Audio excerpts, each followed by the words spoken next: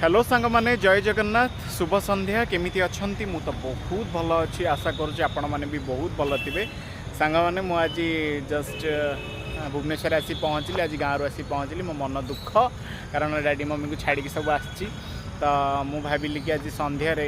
टिके वर्षा आज होता जेहेतु तो भाविली कि आज टिके बुली आसे टिके बाहर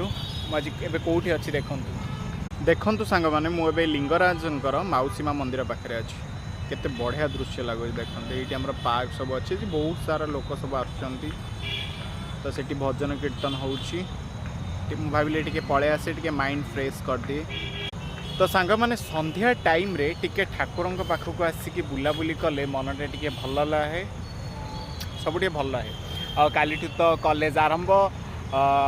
रज छुट्टी रे बहुत सारा एंजॉय मस्ती पर पाठ पढ़ा आरंभ हम काली कॉलेज